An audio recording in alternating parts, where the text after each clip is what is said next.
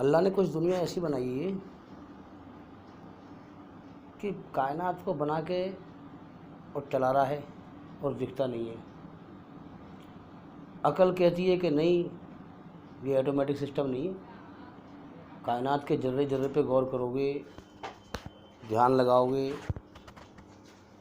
تو عقل کہتی ہے کہ اتنے باریکی سے کائنات چل رہی ہے۔ آپ گھوڑا دیکھیں، زیبرا دیکھیں، زیبرے کو کس پرکار رکھ دیا گیا ہے؟ کیا آٹومیٹک میں ایسا ہوتا؟ اگر غور کرا جائے، انسان کے سر پہ بڑے حساب سے بال دیے ہیں اور بڑے حساب سے بنایا گیا ہے۔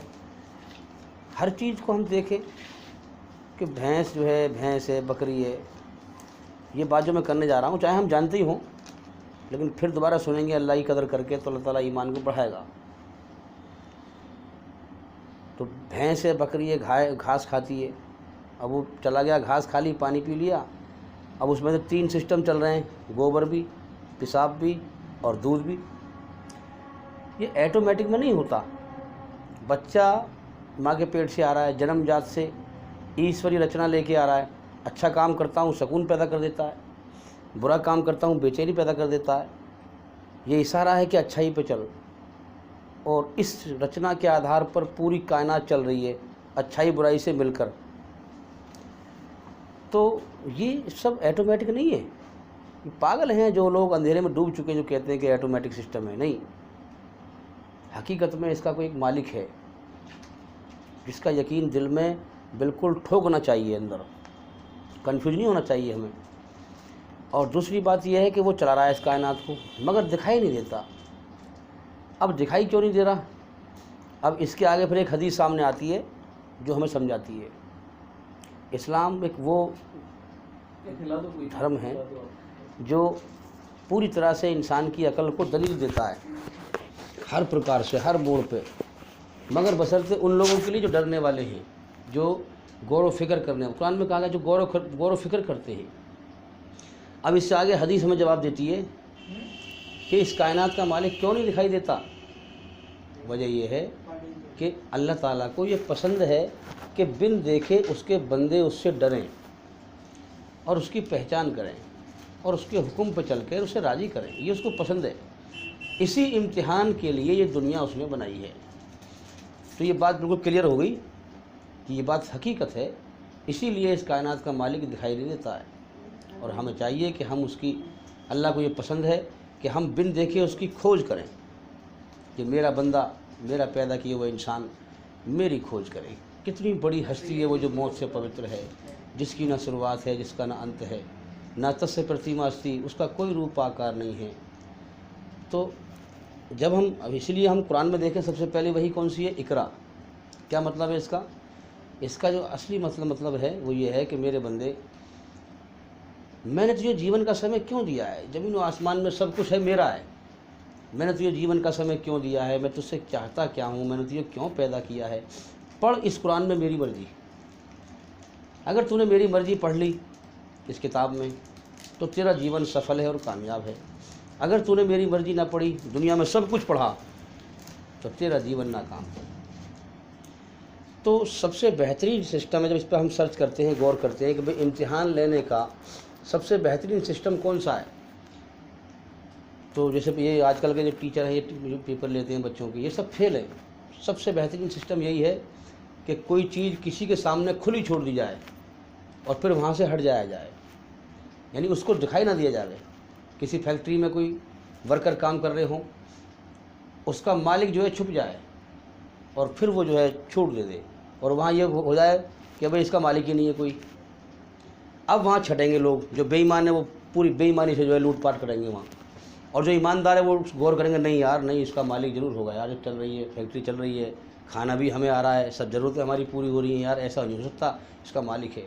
ہمیں اس سے بے ایمانی نہیں کرنی چاہیے، ہم اس کی ایمانداری سے اس کا کام کرنا چاہیے۔ تو وہاں پر اسی طرح سے یہ کائنات کی فیکٹری اللہ نے بنا دی ہے، خود ہماری آنکھوں سے چھپا ہوا ہے، اور چلا رہا ہے کائنات کو، اب ٹیسٹ لے رہا ہے سب کا، کون ایمانداری پہ چلتا ہے، کون بے ایمانی پہ چلتا ہے۔ یہی رچنا ہے ایشور کی۔ اچھا کام کرو گے تو سکون پیدا کر دے گا، اشارہ کیا ہے کہ اچھائی پہ چل، اور برا کام کرو گے بے چینی پیدا کر دے گا، لال بتی جلا دے گا اندر سے کہ نہیں یہ غلط ہے، اس پر نہ چل، اس کا انجام برا ہے موت کے بعد۔ تو یہ چیز ہے کہ ہمیں جو ہے اللہ تعالیٰ نے یہ امتحان کے لیے پیدا کیا ہے۔ اور آج جو ہم دیکھ رہے ہیں دنیا میں دھرتی پر، کہ اس دھرتی پر اللہ کے ناشکرے بھرے پڑے اس دھرتی پر۔ قرآن کی آیت ہے کہ اے ایمان والو، اس دھرتی پر زیادہ تر لوگ اللہ کے ناشکرے ہیں، اگر تم ان کے کہنے میں آؤ گے تو تمہیں گمراہ کر دیں گے۔ اچھا ناشکرے کیوں بھرے پڑے ہیں جی؟ ایک لیکوڈ آئے گا پینے کے لیے جو آتا ہے، اس کی دکان میں مل جائے گا، اس سے لے لو، وہ بھی پلا دینا۔ ناشکرے کیوں بھرے پڑے ہیں؟ کیونکہ اللہ کی قدر کرنے والے نہیں ہیں۔ یہ بھی قرآن کی آیت ہے کہ جیسی اللہ کی قدر کرنی چاہیے تھی ویسے ان لوگوں نے نہیں کی۔ اللہ تو وہ ہستی ہے کہ بڑے بڑے نبیوں نے کہا کہ اللہ ہم تیرا حق ادا نہ کر سکے، ہم تیرا حق ادا نہ کر سکے۔ تو ایک حدیث اور ہم سامنے آتی ہے، یہ دنیا میں کیوں لوگ بگڑی ہوئی عقل ہے، یہ کیوں اللہ کے ناشکرے ہیں۔ ایک حدیث سامنے آتی ہے، اللہ نے سب سے پہلے قلم کو پیدا کیا، پھر دوات کو پیدا کیا، پھر انسانی عقلوں کو پیدا کیا، اور پھر ساری عقلوں سے خطاب کیا۔ کیا کہا؟ فرمایا کہ میرے نزدیک سب سے زیادہ پسندیدہ عقل ہے، اور پھر ساری دنیا کے انسانوں کی عقلوں سے کہا کہ اے عقل، اگر دنیا میں جا کر تو نے میری طرف غور کیا، کون ہے مجھے پیدا کرنے والا، کس نے میری آنکھوں میں دیکھنے کی طاقت دی، کانوں میں سننے کی طاقت دی، عقل میں سوچنے کی طاقت دی، زبان میں چکھنے اور بولنے کی طاقت دی، ہاتھ میں پکڑنے کی طاقت دی، پیر میں چلنے کی طاقت دی، میرے لیے دھرتی کا بچھونا بچھایا، آسمان کو چھت بنایا، میرے لیے سانس لینے کے لیے ہواؤں کو چلایا، میرے لیے زمین میں سے روزی پیدا کرتا ہے۔ کتنی طرح طرح کی، ارے جو لوگ یہ کہتے ہیں ایٹومیٹک سسٹم ہے، اس کا کوئی مالک نہیں، اندھے ہو چکے وہ، کیا وہ غور نہیں کرتے کہ زمین میں اتنی طاقت نہیں کہ آم کو میٹھا کر دے، زمین میں اتنی طاقت نہیں گنے کو میٹھا کر دے ہیں؟ غور نہیں کرتے، وہ اندھے ہو چکے ہیں۔ تو اگر تو نے میری طرف غور کیا کہ مجھے کس نے پیدا کیا ہے، جیون کا سمے کیوں دیا ہے، یہ دنیا موت کا گھر ہے، کتنے مر رہے ہیں، میری زندگی کا بھی اگلے پل کا بھروسہ نہیں ختم ہونے کا، کب اس کا بلاوا آ جائے، میری جان خود میرے قبضے میں نہیں ہے، کسی اور کے قبضے میں ہے، میں تو مرنا نہیں چاہتا، میرے نہ چاہنے کے باوجود مجھے موت دے کے اٹھا لے گا، اور میں بے بس ہوں، میں کچھ کر نہیں سکتا، پوری کائنات کی طاقت اکٹھی کر لوں وہ مجھے موت سے بچا نہیں سکتی۔ میں تو یہ چاہتا ہوں کہ مجھے دکھ نہ ملے، لیکن کوئی بادشاہ، کوئی مالک میرا ہے جو مجھ پر دکھ بھیجتا ہے تو میں روک نہیں سکتا۔ میں تو نہیں چاہتا مجھے بیماری ملے، مگر مالک کوئی میرا ہے جس کی بادشاہت میرے اوپر چھائی ہوئی ہے، جب وہ بیماری بھیجتا ہے تو میں روک نہیں سکتا۔ میں تو نہیں چاہتا مجھے دکھ تکلیف ملے، مگر وہ بھیجتا ہے تو میں روک نہیں سکتا۔ تو نے میری طرف عقل کو لگایا، یکسو ہو کر رجوع ہوا۔ رجوع مطلب کیا ہے؟ قرآن میں ذکر ہے کہ جو بندے ہماری طرف رجوع ہوتے ہیں انہی کو ہدایت دیتے ہیں۔ اب اس کا مطلب کیا ہے کہ اللہ تعالیٰ نے پیدا کر کے بچے کو، اس کا یہ اگلا فیس ہے، یہ دنیا کی طرف کر دیا ہے، اپنی طرف سے پیچھ کر دی، اور پھر قرآن میں فرمایا ہے توبۃ نصوحا، اب پورا پلٹ میری طرف۔ کیسے پلٹیں؟ دیکھ دنیا میں کچھ نہ ہے، جو زندگی کبھی بھی ختم ہو سکتی ہو، جس زندگی کے ختم ہونے کا اگلے پل کا بھروسہ نہ ہو، تو اس زندگی کو اچھی بنانے میں لگا ہوا ہے۔ بچوں سے بھی بدتر عقل ہے تیری، بچوں سے بھی بدتر عقل ہے۔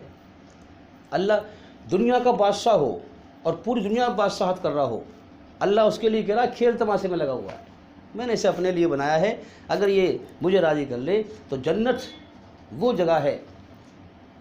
اللہ نے جو ہے ایک بات میں ختم کر دی ہے بات کہہ کر کے، جنت کا اگر اللہ تعالیٰ قرآن میں دیتا نا حوالہ کہ جنت میں کیا کیا ہے، تو اتنی بڑی کتاب بنتی کہ زمین و آسمان کے بیچ آتی ہی نہیں۔ ایک بات میں ختم کر دی، بس ایسی نعمتیں ہیں جو نہ آنکھ نے دیکھی، جو نہ کان نے سنی، نہ دل پہ کبھی خیال آیا، بس ختم کر دی یہی بات۔ اسی سے نیک بندہ مومن جو ہوگا وہ لگا لے گا حساب کے، بس اللہ کی ایسی نعمتیں ہیں جو سمجھ نہیں سکتے ہم۔ تو کھیل تماشا، کھیل تماشے میں لگے ہوئے لوگ، یہ کھیل تماشا ہے دنیا کی دوڑ، مال دولت کی دوڑ، جس دن بلاوا آئے گا سب کھیل تماشا ہی رکھا رہ جائے گا۔ تو اللہ نے فرمایا کہ توبۃ نصوحا، پلٹ میری طرف۔ پلٹنے کا مطلب کیا ہے کہ پوری دنیا سے بالکل اس کو حقیر سمجھ، یہ کچھ نہیں ہے، اور پلٹ میری طرف، وفروا اللہ، دوڑو اللہ کی طرف۔ جو اپنے بنانے والے مالک کی طرف دوڑا اور جس نے کوشش کی دھرتی پر اپنگ ہو، آپاج ہو، محتاج ہو، لاچار ہو اور اللہ کو راضی کرنے والا ہو، وہ کامیاب ہے۔ اور دھرتی پر بادشاہ ہو، بادشاہت کر رہا ہو، اللہ اس سے ناراض ہو، اس کی قبر کیڑوں کا گھر بننے والی ہے۔ اللہ اس سے ناراض ہے تو وہ ناکام ہے۔ تو جس عقل نے اللہ کی طرف غور کیا، اللہ کہہ رہا ہے کہ میں تیری عقل کو سدھار دوں گا۔ کتنی بڑی بات ہے۔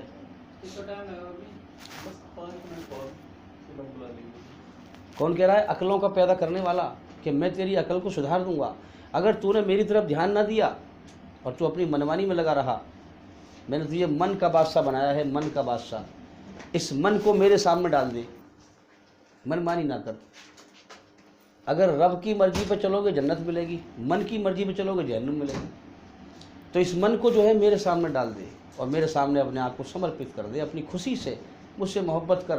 میں نے تجھے پیدا کیا ہے، تجھ پہ احسان کیا ہے۔ حقیقتاً جو کوئی بھی احسان کرتا ہے اس سے محبت ہونی بھی چاہیے۔ تو میں نے تجھے پیدا کیا ہے، میں اے بنی آدم میں تجھ سے محبت کرتا ہوں، تو مجھ سے محبت کر اور میرا احسان مان۔ تو ہم اللہ تعالیٰ کا احسان مانیں، اس سے محبت کریں۔ اور اگر تو نے میری طرف دھیان نہ دیا تو میں تیری عقل کو خراب کر دوں گا۔ یہاں یہ بات اب سمجھ میں۔ اب ہم دیکھتے ہیں پوری کائنات میں لوگوں کی عقل خراب ہے۔ جب دنیا کی بات کرو گے تو بالکل صحیح بات کریں گے۔ انجینئر ہو، کوئی بھی ہو، کبھی فلاں چیز کیسے نپے گی، اس کا سینٹر کیا ہے، فلاں چیز کیا ہے، فلاں چیز کیا ہے، فلاں چیز کیا ہے، کوئی کسی بھی معاملے کا ہو بالکل ٹھیک ٹھیک بات کرے گا۔ اور جب اللہ کی بات سامنے لے کے آؤ گے تو پھر اس کی عقل خراب ہو جاتی ہے۔ پھر وہ حق بات کو ایشوری رچنا کے آدھار پر سچی بات کو نکار دیتا ہے اور جھوٹی بات کو ایکسیپٹ کرتا ہے۔ کیوں؟ اس نے اللہ کی قدر نہ کی، اس نے مالک کی قدر نہ کی، اس لیے عقل خراب کر دی اللہ نے۔ اور جو اللہ کا ناشکرہ بن کے مرا اس کے لیے جہنم کی آگ ہے۔ تو ایمان والا وہی ہے، ایمان والا جو بلی اگر ہمارے مرغی کے بچے کو لے جائے تو کس کو ماریں گے ہم، مرغی کے بچے کو یا بلی کو؟ ڈنڈا لے کے بلی کے پیچھے بھاگیں گے۔ تو اسی پرکار سے یہ جتنے بھی ہمارے غیر مسلم بھائی ہیں، ہندو ہو، سکھ ہو، عیسائی ہو، جینی ہو، پارسی ہو، الحمدللہ رب العالمین ہمارا رب سب کا رب ہے، مسلمین نہیں ہے، سب کا رب ہے۔ تو ہمارے رب کے بندے ہیں، یہ آدم علیہ السلام کی اولاد ہیں، ہمارے خونی رشتے کے بھائی ہیں۔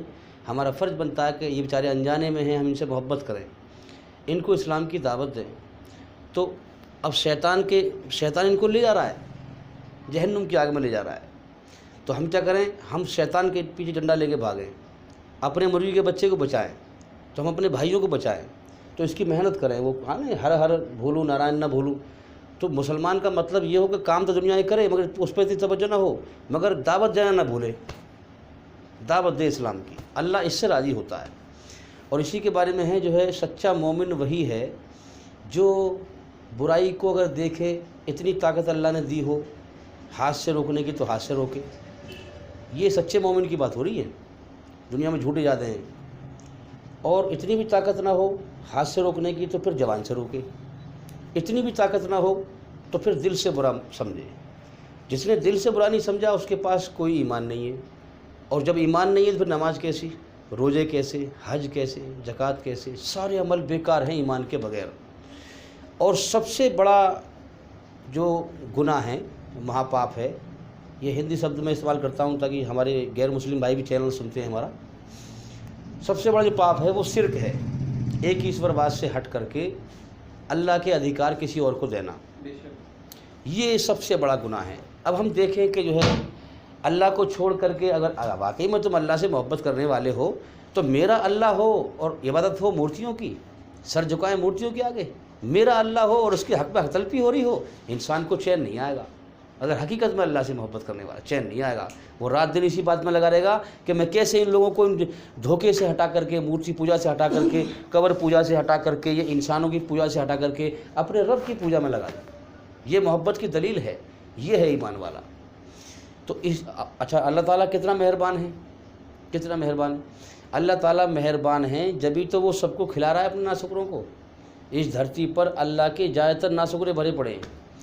اللہ نے فرمایا کہ میں مہربان اور رحم کرنے والا ہوں، یہ دلیل ہے اس بات کی کہ پوری کائنات کو کھلا رہا ہے، اور اس میں سے جو ہے بہت چند لوگ ایمان والے ہیں جو حقیقت میں اسے راضی کرنے والے، باقی سب ناشکرے بھرے پڑے ہیں دھرتی پر۔ تو یہ مہربان ہونے کی دلیل ہے، وہ کھلا رہا ہے اللہ تعالیٰ۔ لیکن دنیا کا مرحلہ امتحان کا مرحلہ ہے، موت کے بعد ایک دانہ نہ کھا سکے گا اللہ کا ناشکرا۔ ہاں، تو جو اللہ کو راضی کر کے جائے گا، اللہ کو پالے گا، وہی جو ہے اللہ کی نعمتوں میں داخل ہوگا۔ جنت کیا ہے؟ اللہ کی رحمت کی جگہ ہے، وہاں ایک بھی گنہگار داخل نہیں ہوگا۔ جس کو اللہ تعالیٰ پاک کر دے گا برائی سے، گناہوں سے، وہی وہاں پر داخل ہوگا۔ تو ہمارا جو امتحان چل رہا ہے وہ یہ اللہ نے پیدا کیا ہے ہمیں اس مقصد کے لیے کہ تمہارا امتحان میرے بندے جا دنیا میں، دنیا ایک زمین و آسمان کے بیچ کا نام اس دنیا کا نام ہے، اور اس زمین و آسمان کے بیچ جو ہے یہ وقت کا سسٹم ہے، وقت ہیں، حالات ہیں، دکھ کے حالات ہیں، زمانے کہتے ہیں لوگ، زمانہ گزر گیا بھائی۔ ابے زمانہ یہ تمہارے لیے زمانہ ہے، اللہ کے لیے زمانہ نہیں ہے۔ اللہ اس زمین و آسمان کے وقت کے سسٹم سے باہر ہے، مگر وہ ہر چیز کو ہر سمے دیکھتا ہے۔ تو اللہ نے اس لیے پیدا کیا کہ جاؤ دنیا میں، اب دیکھنا یہ ہے کہ تم دنیا اور دنیا کی چیزوں کو پسند کرتے ہو یا مجھ اکیلے دنیا بنانے والے کو پسند کرتے ہو۔ اب جو مجھے پسند کرے گا وہ دنیا سے پیٹ پھیرے گا، اور دنیا کو نہ پسند کرے گا، اور پھر میں اس کے دل میں اپنی محبت ڈال دوں گا۔ جب میں اپنی محبت ڈال دوں گا تو پھر وہ میرا ہو گیا، میرا محبوب بندہ ہو گیا، جس نے مجھے پسند کیا، جس نے دنیا کی ہر چیز کو ٹھکرا دیا، وہ میرا بندہ ہو گیا، اور وہی بندہ جنت میں داخل ہوگا۔ تو یہ چیز ہے، اب جو دنیا کو پسند کر لے، یہ ایک نشہ ہے بڑا عجیب، اس پہ جو ہے غور کیا جائے کہ زندگی کا تو اگلے پل کا بھروسہ نہیں، ختم ہونے کا، مگر انسان سمجھتا ہے دنیا ہمیشہ کا گھر ہے، یہاں مجھے ہمیشہ رہنا ہے۔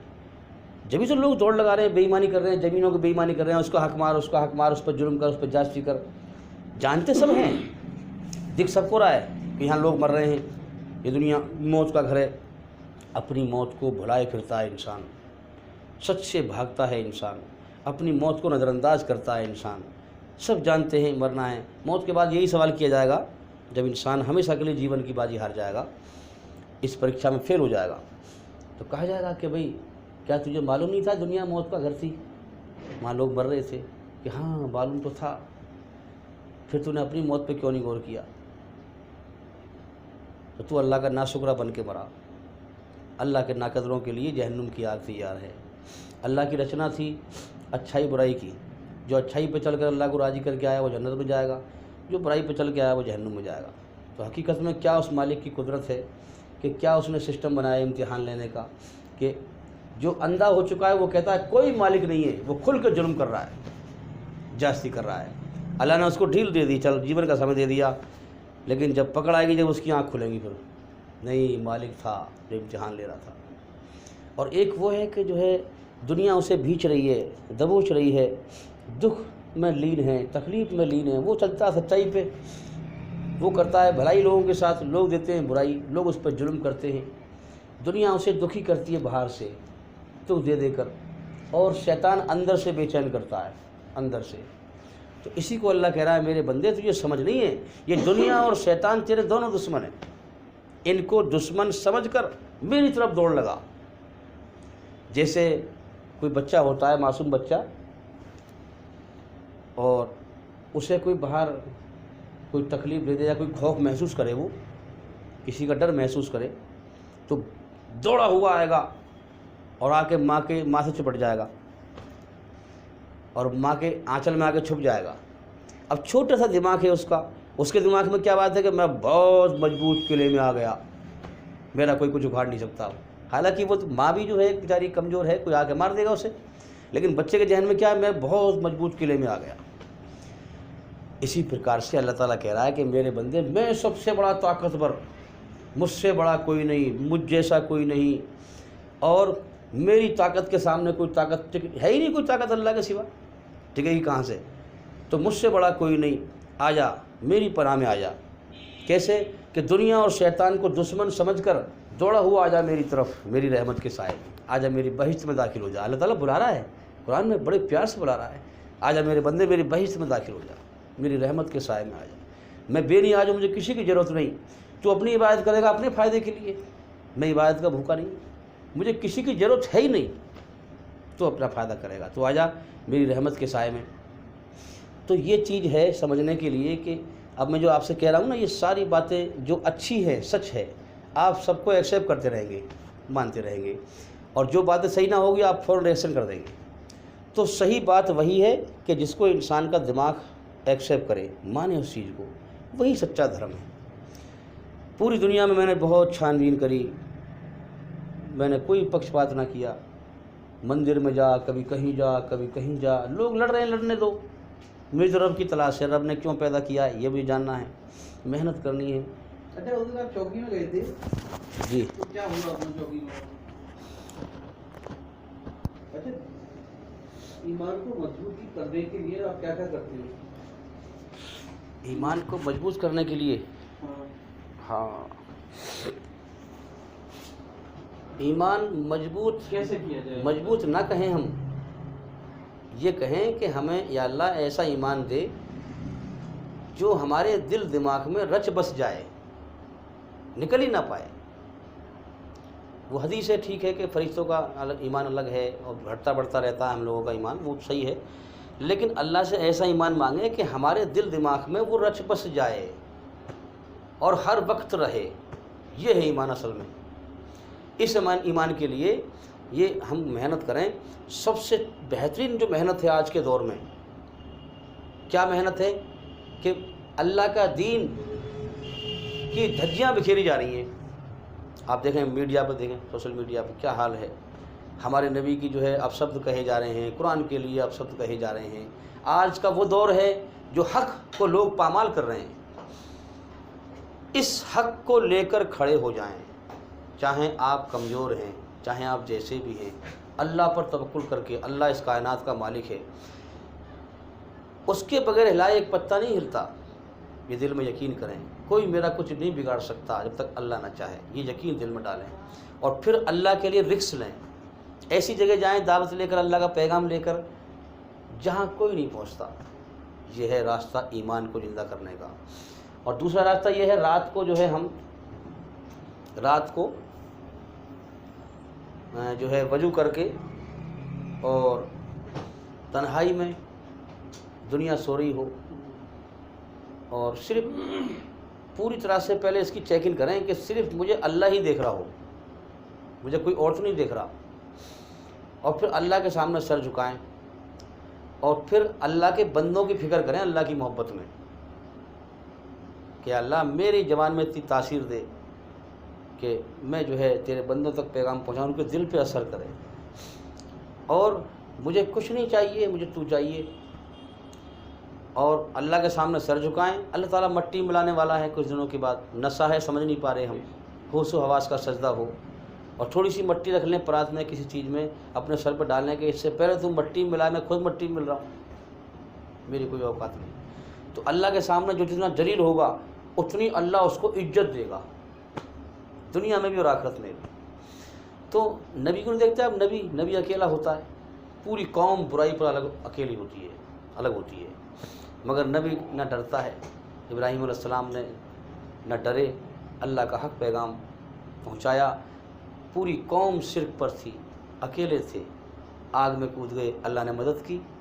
تو ہم ایمان والا سچا وہی ہے جو ڈرے نہ کسی سے اللہ کے سوا، اور حق کو دنیا میں پھیلایا۔ جس نے حق کو پھیلایا ہے اس کو اللہ نے بچایا ہے، اور جس نے فراڈ بازی کری ہے اللہ نے اس کو سزا دی ہے۔ قرآن پڑھیے آپ، اللہ نے اس کو جو عذاب میں مبتلا کیا ہے۔